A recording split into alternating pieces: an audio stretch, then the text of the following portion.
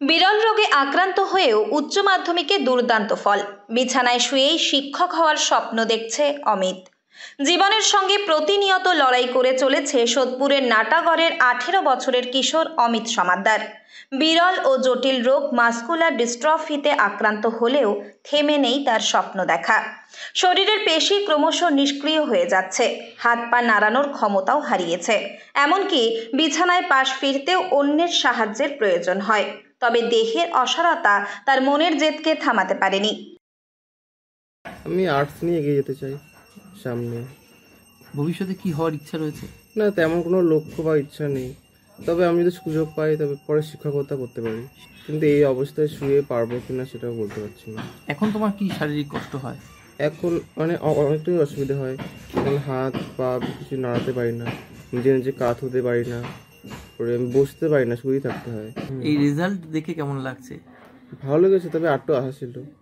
আর মা যে এইভাবে তোমাকে পাশে রেখেছে। হ্যাঁ, মা তো সাহায্য করছি, মা বোন সাহায্য না করলে তো আমি এগিয়ে যেতে পারতাম না।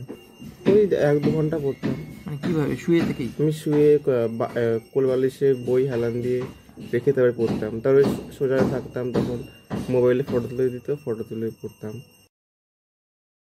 চিকিৎসকদের মতে এই রোগে আক্রান্তরা সাধারণত 20 থেকে 25 বছর পর্যন্ত বাঁচেন। এই কঠিন বাস্তবতার মধ্যেও অমিত মায়ের সাহস ও আত্মবিশ্বাসে ভর করে উচ্চ মাধ্যমিক পরীক্ষায় বসেছিল এবং অসাধারণ ফলাফল করেছে। বিশেষভাবে উল্লেখযোগ্য যে সে পরীক্ষা দিয়েছে শুয়ে, রাইটার অর্থাৎ লেখকের সহায়তার সঙ্গে নিয়ে।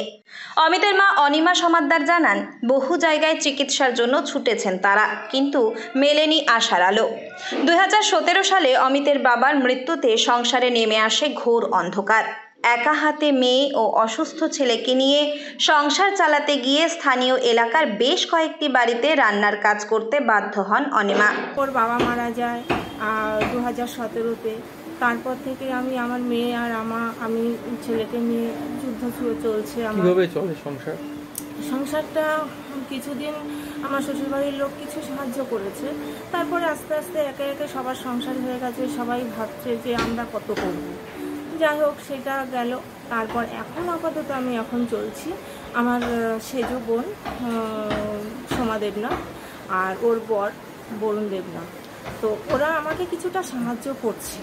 তবে এই লড়াইয়ে তিনি একা নন, পাশে দাঁড়িয়েছেন অনিমার সেজ বোন সোমা দেবনাথ ও তার স্বামী বরুণ দেবনাথও। অসুস্থ কৃতি ছাত্রের পাশাপাশি মায়ের এমন লড়াই দেখে সাহায্যে এগিয়ে আসে স্থানীয় সোদপুর ক্লাব। ওর এই বিরল রোগের খবরটা 3-4 বছর আগেই সোদপুর ক্লাবের কাছে এসছে। আগেও ওকে আমরা এসে আর্থিকভাবে সহায়তা করেছি, এবং যখন ওর যেভাবে দরকার হয়েছে সে অ্যাম্বুলেন্স বলুন বা আদার্স বলুন, আমরা সহযোগিতার হাত বাড়িয়ে দিয়েছি। অ্যাম্বুলেন্স করে গেছে এবং পরীক্ষা দিয়েছে, এবং আপনারা দেখেছেন যে ও খুব ভালো রেজাল্ট করেছে, এবং আগামী দিনেও সোদপুর ক্লাব ওর পাশে থাকবে এই আশা রাখি। আমরা চেষ্টা করব, ও পড়তে চায়, এবং ওর যদি আগামী দিনে বই দরকার হয় বা যদি ওর ভর্তির জন্য কোনো আর্থিক সহায়তা লাগে, ক্লাবের পাশে থাকবে। ক্লাবের উদ্যোগেই উচ্চ মাধ্যমিকে পরীক্ষার সময় পরীক্ষা কেন্দ্রে যাতায়াত সহ বিশেষ ব্যবস্থা করা হয়, যাতে বিছানায় শুয়ে এসে পরীক্ষা দিতে পারে। নাটাগড় রামকৃষ্ণ শিশু বিদ্যা মন্দিরের ছাত্র অমিত ইংরেজি, বাংলা, ইতিহাস, ভূগোল ও পরিবেশ বিদ্যার মতো বিষয়গুলি পড়েছে মাত্র একজন গৃহ শিক্ষকের সহায়তায়। বর্তমানে কলকাতার পিজি হাসপাতালে চলছে তার চিকিৎসা, কিন্তু এই চিকিৎসা ব্যয়বহুল এবং পরিবারের পক্ষে তা চালিয়ে যাওয়া ক্রমশ কঠিন হয়ে পড়ছে। তবে সোদপুর ক্লাবের তরফ থেকে আর্থিকভাবেও তার চিকিৎসার জন্য সাহায্য মিলছে।